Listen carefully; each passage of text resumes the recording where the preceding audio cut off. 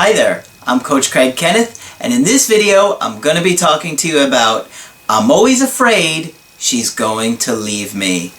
So in this video I have a couple of emails. The first email is from someone that is constantly worried that their girlfriend is going to leave them. So he pretty much has an anxious attachment style. So if you've never seen any of my videos where I discuss attachment styles, this might be a real eye-opener for you. And you're going to find that learning about attachment styles is going to be really, really helpful in not only understanding yourself, but understanding your partner, understanding your needs and their needs. So understanding about attachment styles can really, really, really help you in your relationships. So,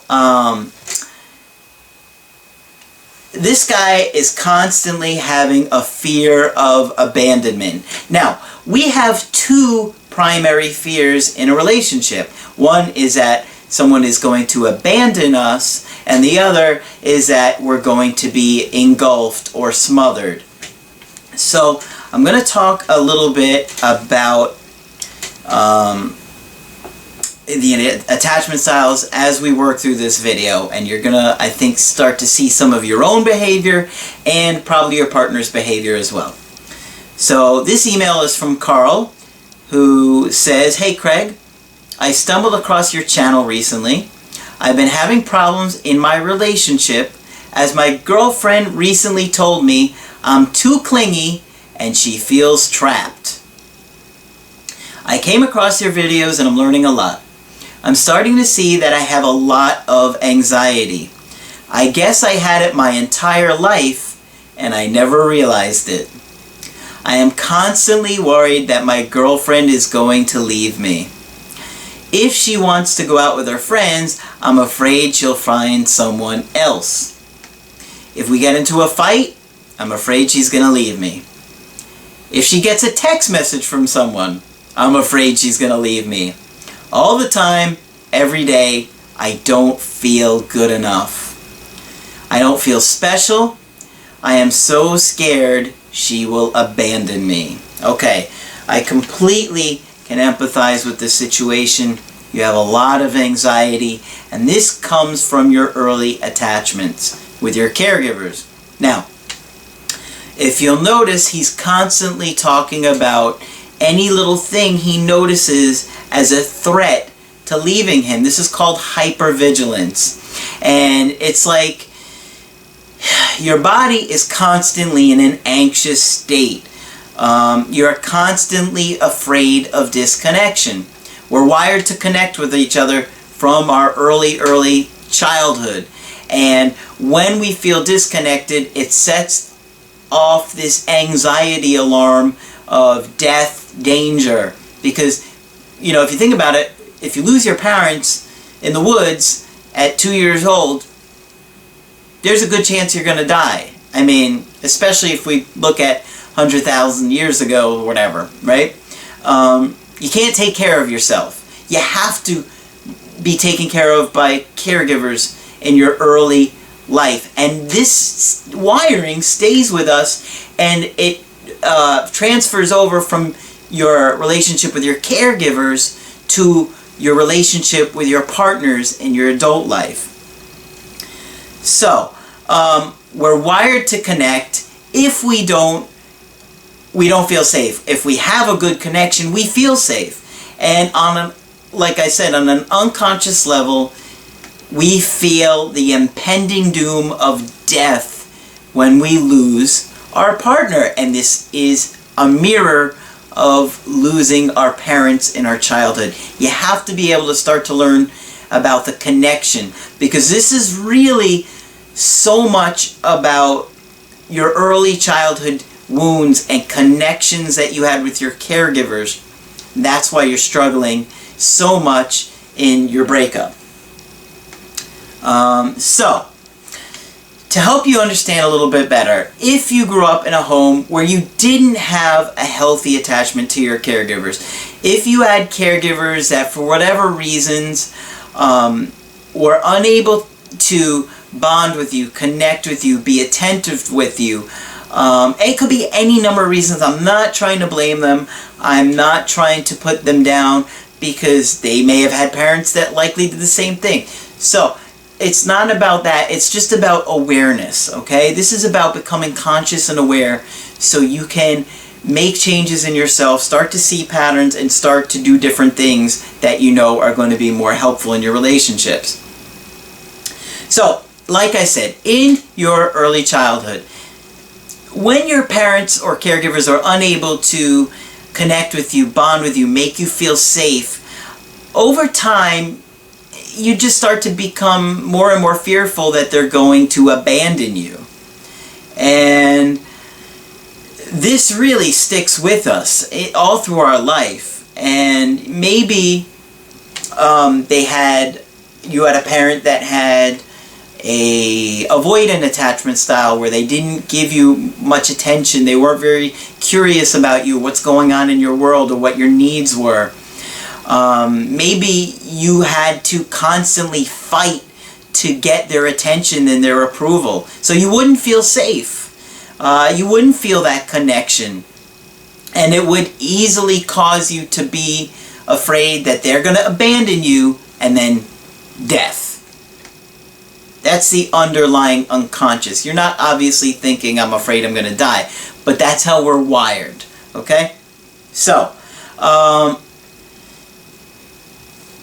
like I said, if you had a parent that, or mother typically, that had an avoidant attachment style, you would constantly try and please her, make her happy with you, satisfy you, because you're so afraid that love is conditional.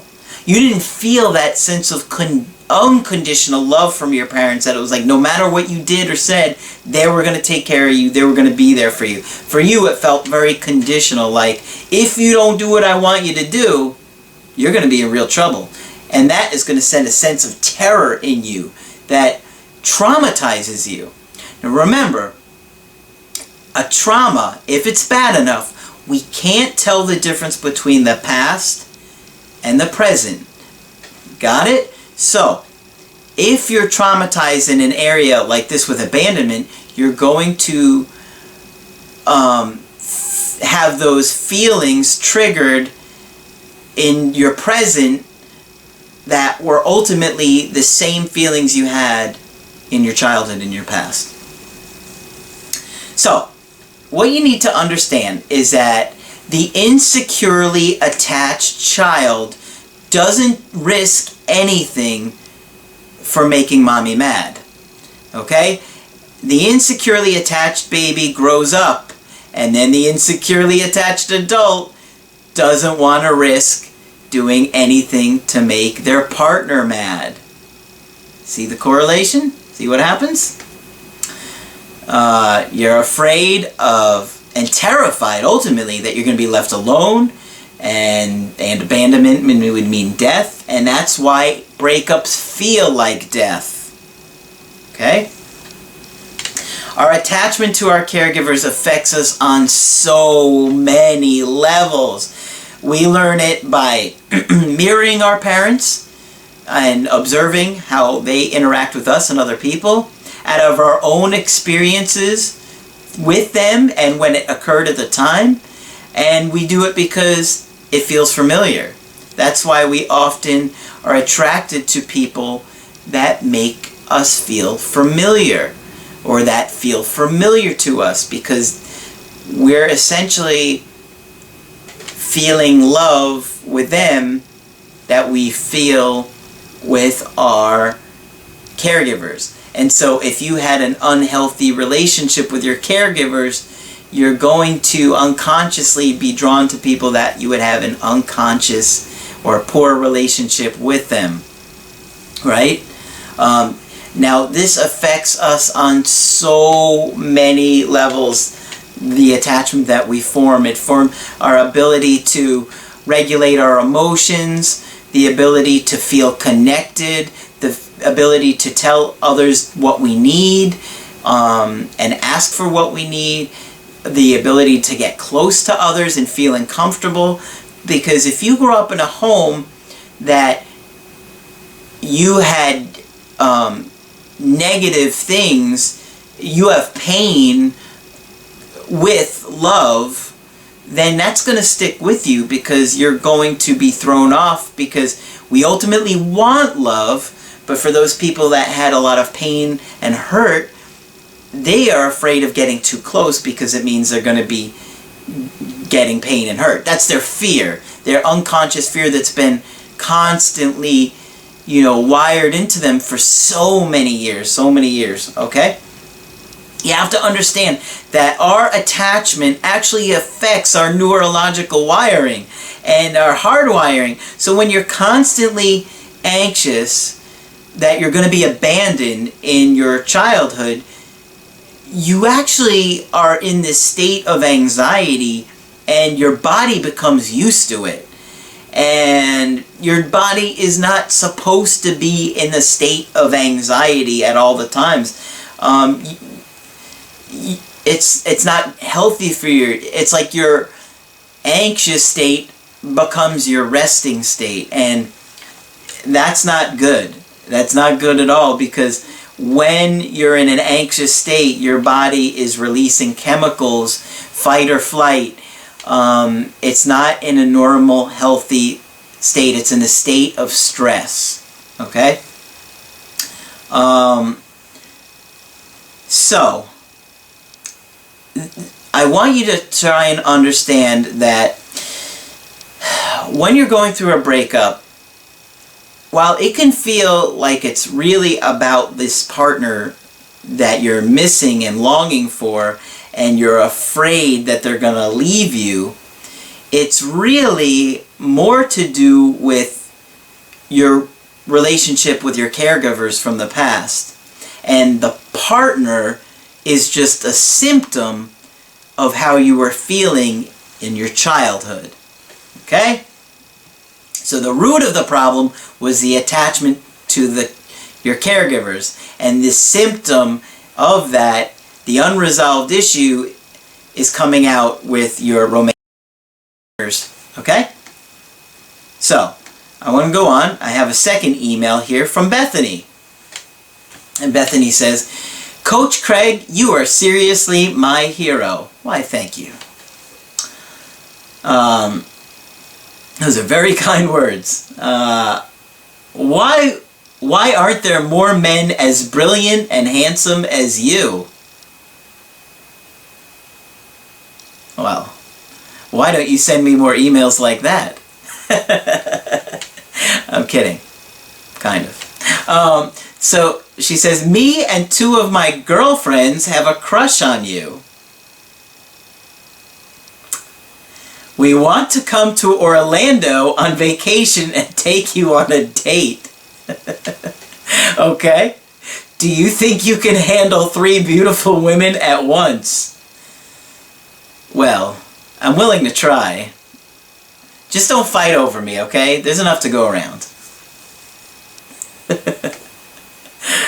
Oh, Bethany. This is my favorite email. I'm kidding. So she says, so I feel like my anxiety is causing me to push my partners away. Yeah, it probably is. I have been single for about 6 months, but the guy I was dating and I were together for about 1.5 years. He liked to play sports, and I would get angry if he wanted to go play softball. I would get upset. I admit that anytime he did things without me, I was afraid I was going to lose him. I think he finally got fed up one day when I locked myself in the bathroom bawling because he wanted to go play basketball with his friends.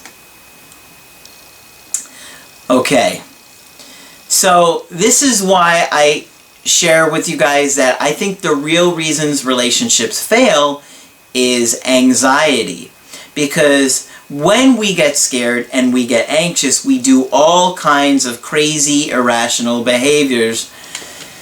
And it's tough, you know, I empathize with you. This poor girl was in a lot of pain. She was terrified that if her boyfriend or ex-boyfriend would go play basketball, he was going to leave her. Think about that. What was she going through in her childhood that made her so insecure and these feelings of terror and abandonment, that if somebody even leaves for a little bit, they may never come back. Really? I mean, that's sad. So, as an adult, in your romantic relationships, it causes you to overcompensate, like being controlling. If I control you, and I keep you where I want you, then you can't leave me. And ultimately, the ironic part is that the things that we're afraid of happening, we cause to happen. So we're trying to overcompensate by saying, no, you can't go anywhere, you can't dress like that, you can't go do that. And the more that we do that, the more the person wants to leave us. So we're actually pushing them away. So, when you're experiencing anxiety, your primary function at that moment is soothing it. Think about it. If you're anxious, you're not going to care about anything else but calming your anxiety. It's like the hierarchy of needs, right? If somebody's got a gun pointed at you, you're not going to be thinking about a sandwich. Right? I mean, you're going to be thinking, the hierarchy of needs is like, what is the most important thing? And when you're anxious, your body is in a state of panic, of fear for your life. So, you're wanting to soothe your anxiety at all costs. Now, because you're willing to do it at all costs, people will start to treat their partner like an object. Okay? They lose empathy when they're anxious. So if you have somebody that you're dating that is always anxious, they're probably always trying to control you because they're trying to put you in that little box where they feel safe that you're not going to abandon them or leave them. And they don't care about how you're feeling. They don't care if you're feeling trapped or smothered, right? And just like when you're feeling anxious, and maybe your partner's like, I need some time and space, I feel smothered. You don't care about that need. You're not like, oh, they just need a couple days away. You're like, oh my God, don't leave me, right? You don't care about them. You care about you. You care about how you feel, and you want your anxiety to go down. So it's really tough. It's really tough to become aware of that and learn what to do. So, she goes on to say, I don't want to be like this anymore. What can I do to improve my relationships? So first of all, I would obviously say watch my videos on attachment styles. I'm always going to keep adding videos on attachment styles and anxiety, anxious attachment style, avoidant attachment style, secure, and all the different things that come with that. Because becoming conscious of your anxiety and your attachment patterns is crucial and critical. You have to learn how to do it. So, what you need to essentially do too is you want to be attached to the person but not to the outcome. And that's really tough. You want to be able to attach to people, and I see some coaches giving misinformation about this, that they don't understand it. You want to be attached. It's normal and healthy to want to love somebody and attach to them and connect with them. That's what we want to do, is form a secure attachment with our partner. But you also need to be in a place where you're not attached to the outcome, where if they do want to end the relationship, that you go into this panic and meltdown and you can't control yourself and you lose emotional self-control. You do all kinds of things to start chasing them away and pushing them away. You have to understand that if somebody doesn't want to be with you, you have to accept it. Now, you don't have to like it, and there are obviously things that you can do to change the situation by working on yourself and becoming more of a strong, confident, secure person, which takes time, by the way. This is not something that happens overnight after watching 2 or 3 of my videos. That's like, if I told you that, I'd be giving you magic beans. Like some of these coaches that promise you all these things text your way. These 3 simple text messages will get your ex back. Please, please, let's get to reality here, okay? You've been in a long-term relationship with somebody, and if they've broken up with you because of, 20 different things that you were constantly doing to push them away or make them feel smothered, or they weren't connecting with you or bonding with you or whatever was going on, and you think 3 text messages is going to get them back? It's frustrating for me as a coach because I see a lot of bad information, and I know what it's like to be in your shoes, and I know what it's like to feel hopeless and helpless and not have answers. That's why I'm here, guys. So, sign up with the Skype coaching with me. That's why I am here. I can work you through this. I can coach you through this. I can educate you, give you insight, so you can start to become more aware of what's going on within you, when your partner, and we come up with a plan of action. I'm going to be able to give you feedback and insight that you're not going to get anywhere else. Okay? I've been a psychotherapist since 2002. I have the most brilliant supervisor on the planet who I see every week I've been going to her for, 5, 6 years now. And she helps me get this stuff. Believe me, I work really hard to help understand this for you guys. Every situation is different. Every breakup is different. There's a lot of different factors that I look at and I understand about this. This isn't so simple. I want to look at your length of your relationship, the commitment of the relationship, your education, their education, your age, their age, kids together. Were you ever engaged? Did you live together? Their attachment style, your history, your trauma history. I look at all these different factors when I'm figuring out what's going on with you, and I help you grow from them. I help teach you insight and understanding. That's why I'm here, guys. I'm really passionate about what I do. So when you want to get my help personally, go to my website, askcraig.net. In the top right-hand corner, it says Schedule Coaching. You can schedule email coaching or Skype coaching, whichever option works best for you. If you like the video, put a like on there, leave your comments down below, and I try and get back to you guys. I am very busy, but that's all I wanted to share for this video. I'm Coach Craig Kenneth, and I will talk with you soon.